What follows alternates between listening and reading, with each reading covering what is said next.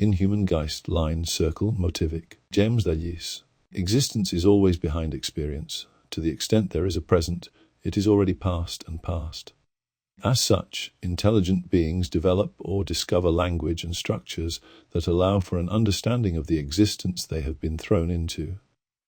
An existence that on a long enough timeline can be called history.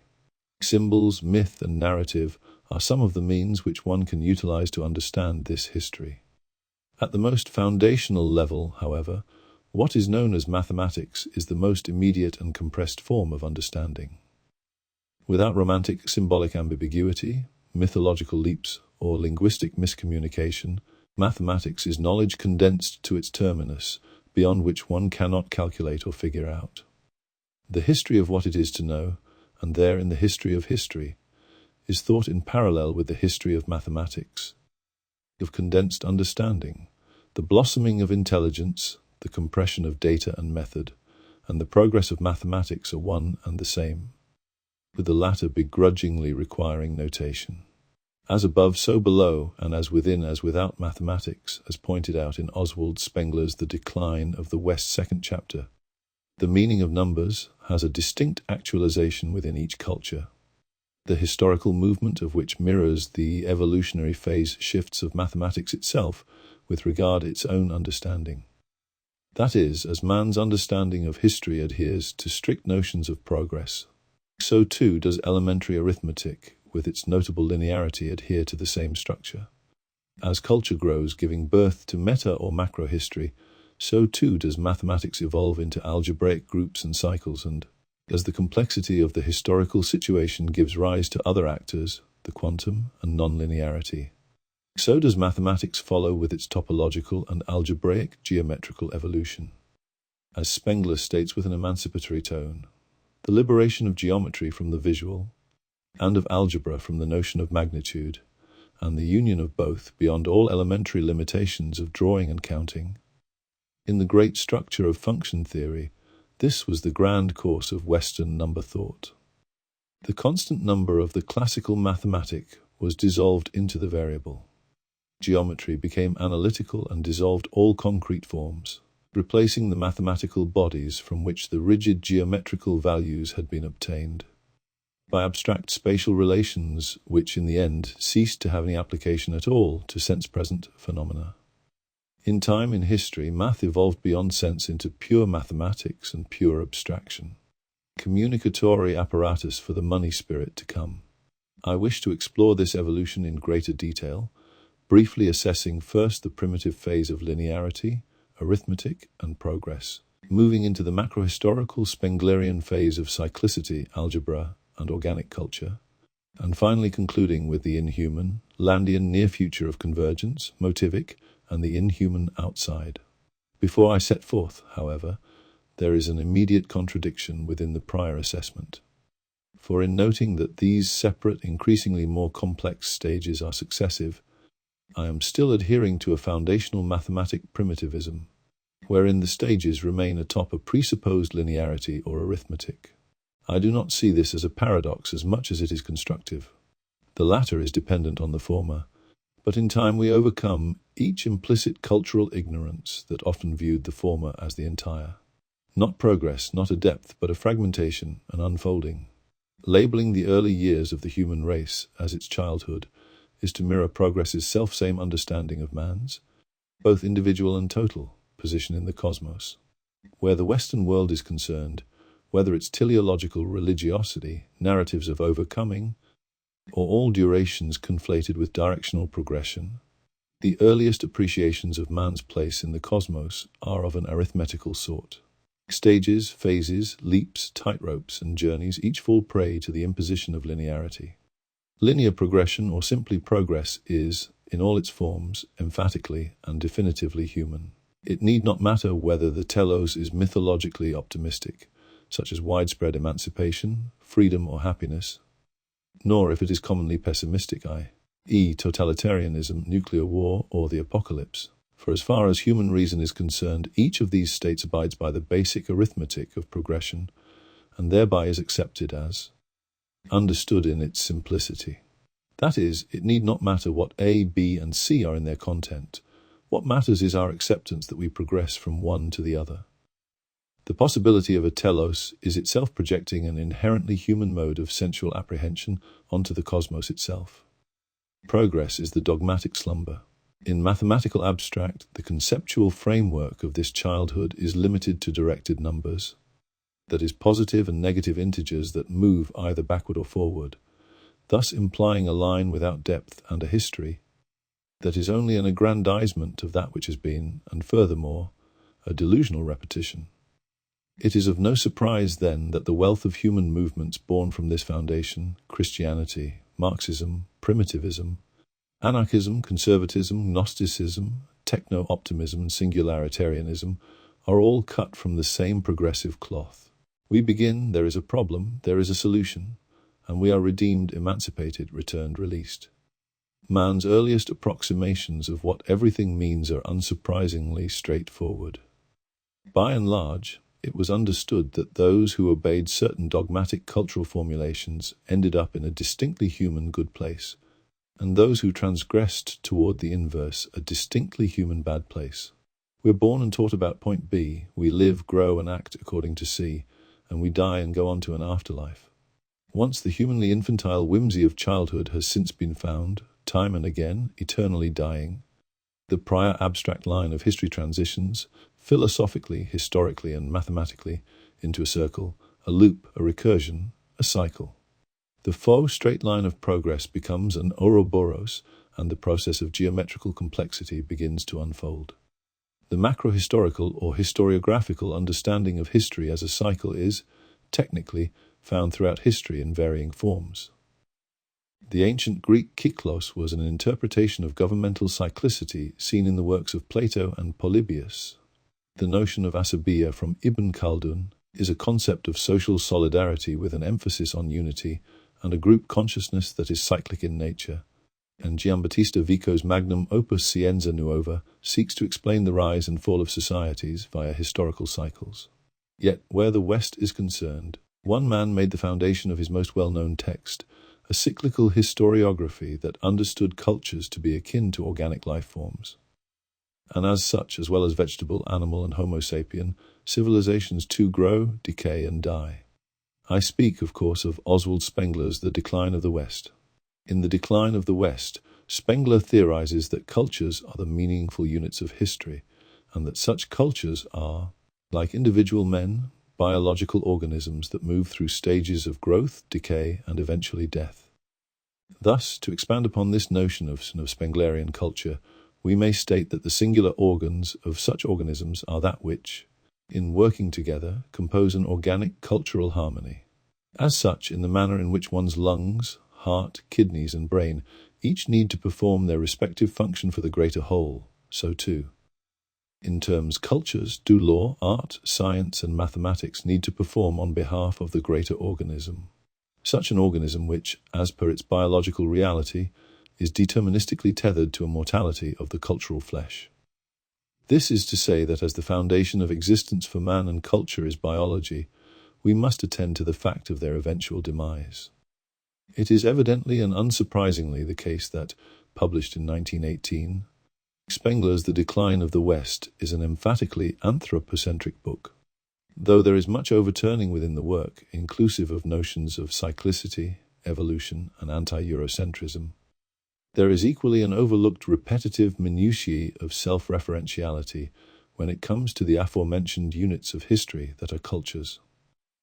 Individual cultures, Babylonian, Chinese, classical, Western, etc., as composed of individuals, leaders, heroes, Caesars, groups, parties, movements, peoples, classes, etc., actively sublimate their varying culturally evolved customs and myths into the undiffused state of organism. A negentropic culturo-evolutionary process of growth becoming, which thus creatively stagnates into the becoming of civilization, and therein eventually dissipates as that which was once sublimated lacks the core it previously had.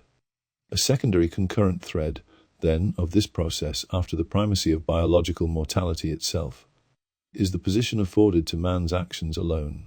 As the individual organisms that act as agents throughout history, one can state that man or men, hero or tribe people, is that which acts in such a manner as to sublimate myths and actions into the coherent culture itself. Or distinct human groups and distinct cultures are one and the same.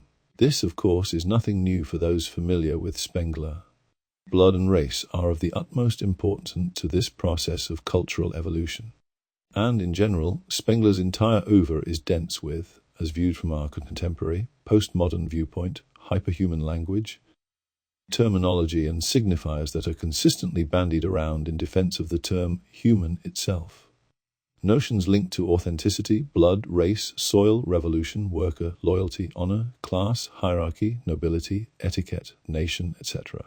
Each of which, in entering into the self-referentiality of the modern day, is quickly deflated into something that one is unable to truly pinpoint. Spengler and that which is Spenglerian, then, is synonymous with a definition of the human that is primitively intuitive, but temporaneously elusive, archaic and borderline delusory. There is also, then, a convenience that one finds with Spengler's writing in that it manages to toe the line between taking the aforementioned anthropocentric master signifiers at face value whilst simultaneously tracking their demise and eventual linguistic dissolution. Spenglerian cycles track the quilting and eventual fraying of the word human as projected by numerous cultures and, in keeping with this cyclic view of history, signification also dies. To move forward from the Spenglerian assessment of history, which, in carefully studying Spengler, even his detractors must admit a prophetic specificity that it is at times alarming, appears to be an impossible task.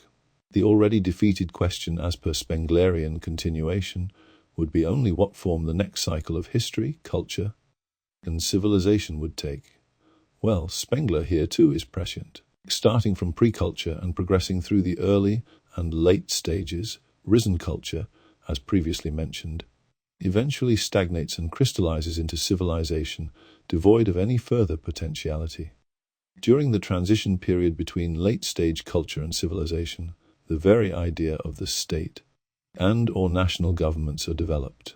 The city and the urban overthrows agriculture and rurality as the place of meaning, and money begins its slow infiltration into the workings of nations. In short, eventually we arrive at the idea of the economy, towing the line alongside democracy. For a while the economy is a mere agent of quantification with regard to the quality of the democratic state. But soon enough, that which is descriptive equally sublimates that which was intended to be prescriptive, and in Spengler's own words, through money, democracy becomes its own destroyer, after money has destroyed intellect. And it is here that one must take a drastic and irreversible detour from cyclicity into pure non-linearity. For in arguing that as per the eventual fates of the Egyptian, Greco-Roman, Indian, and Chinese cultures, the money spirit too would once again be seen as the death blow of the Western culturan, Spengler doubles down on his own anthropocentric bias, therein raising the economy or the money spirit only to the position of an infinite culture buffer, as opposed to, as I am arguing, its reality as an inhumanly constructive force in and of itself. Spengler, and this is an understandable oversight that one can't truly argue as ignorance from the position of the early 1900s, never lets go of the human. If something is beginning, it is from a spark of human genius. If it is growing, it is due to great men. If it is dying, it is because the men have run out of ideas. And if it is dead, it is because the men have become dumb and enduring. We see this anthropocentric oversight all the more clearly in Spengler's final work, The Hour of Decision, a work detailing, albeit rather hastily, the destiny and demise of the West. As he writes, his doings, his attitude, intention, thought, experience inevitably form an element, however small, in this development. If he confuses this with purely economic questions, it is already a sign of the decay that is going forward within himself too, whether he feels and knows it or not. This is to say that man and the human is here for Spengler of the utmost importance. Yet, with regard to the quoted confusion of man with cultural development as all under economy, it is clear in our own time that discussion regarding social, familial, vital, political, and even religious questions have all been subsumed into the econ spirit. Questions of existence and experience are now mere questions of GDP and statistics. As such, there remain nothing but the laws of money and prices, which find expression in statistics and graphs. Furthermore, the prior political foundational structures of abstract nations, groups, and individuals, once used for ideological assessment of economic movements, have also been subsumed into the econ spirit. The place of class was to be taken by that which has no class, money and intelligence, counting house and lecturer's chair, arithmeticians and clerks, in place of form-ordered existence, life without form, manners, obligations, respect. The eventual phase of the nation whereby it is taken over by the state, the government, as the meaning and duty of the state existence, is either opposed, derided, or degraded to the level of a party business. The final hurrah of the human, then, is nothing more than the method by which, with the least exertion, the most money and pleasure can be secured, panem et circenses. This is our current standpoint.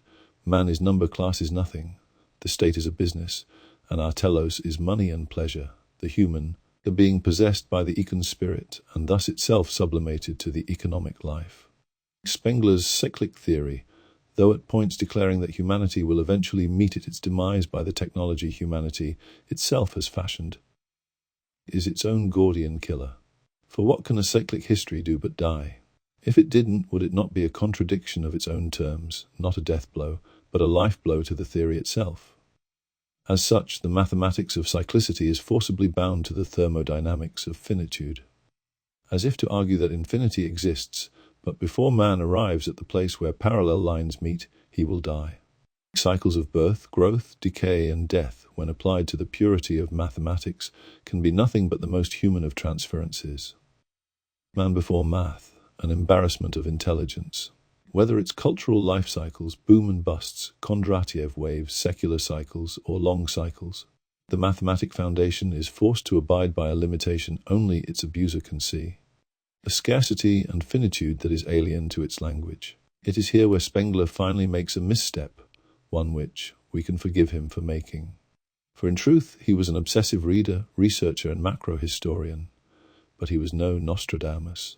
The error in question is regarding the term economic life, the latter part of which is notably in agreement with the Spenglerian notion of cultural mortality and cyclicity. Or, economic life for Spengler is alive only in the sense that its existence is tethered to the fleshy machinations of man, and as such is disallowed investigation as to its own agency. Investigating into this agency, I turn to the work of Nickland, when considered as rigid designations, atomization, Protestantism, capitalism, and modernity name exactly the same thing. Even though Spengler as pessimistic advocate for the human and land, as optimistic advocate of the inhuman, appear to be situated at opposite ends of the spectrum of historic understanding, their respective apprehensions of said history are mirrored by the selfsame force, namely intelligence. For Spengler, the driving force of history is a form of creative original cultural intelligence that abides by the limitations of organism, and for land a pure intelligence that is intelligence unto itself, the limitations of which are the scarcity of existence itself, inclusive of the non-inhuman. So wherein Spengler, as romantically attached to the human, sees the parasitism of the money spirit as a terminal point of cultural stagnation, Land views such a moment as the foregone conclusion of machinic emancipation from the human. Spenglerian cyclicity is, for Land, convergent intelligence. The question continues, however, for each human being who, in an apt moment of romanticism that would make even Spengler himself blush, would seek to ask, what about us? After this intelligence detachment, what of the human? This is arguably the question of philosophy going forward, and quite helpfully, Land has already provided us with an answer. In what I consider to be his most important, yet unsurprisingly elusive, statement, nothing human makes it out of the near future. Opening with a fatalist proclamation regarding our collective fate, Land allows for zero, leniency or flexibility where the future of humanity is concerned. Therein we are led to investigate the assumptive existence of the word human, and what it exactly might be that we desired to hold on to in the first place. However, as per Land, whatever it is that we seek to retain as per any definition of humanity will not make it out of the near future, leading to the knowledge that what is understood to be human or be defined as human will either A. be eradicated out of existence, or b. become mutated to such a degree that it is no longer recognizable as anything definitely human. Leaning more heavily on a Landian analysis of the future, one would state that A shall follow B. In that, humanity shall become indistinguishable from empty, malleable capital, and eventually eradicated by capitalism's vampiric agency itself. The hidden implication beneath this statement, then, is that not only does humanity cease to exist in any definitive sense, but as per the statement's logic, history keeps moving forward without man playing a definitively human role.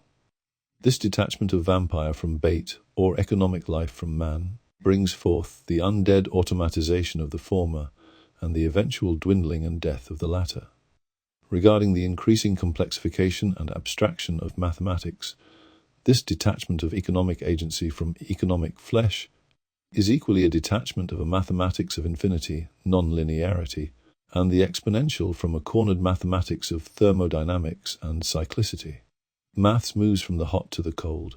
It becomes apparent post-mortal maths that this undead economic agency cannot be understood via a single cohomology, but by different cohomological theories, which, to quote Grothendieck, would be something like different thematic developments, each in its own tempo, key, and mode of the same basic motif.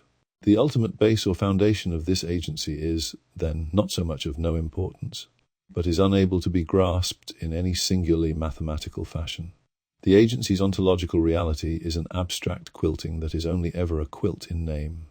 The human, so much as it still exists, is left trailing far behind in thought and in form.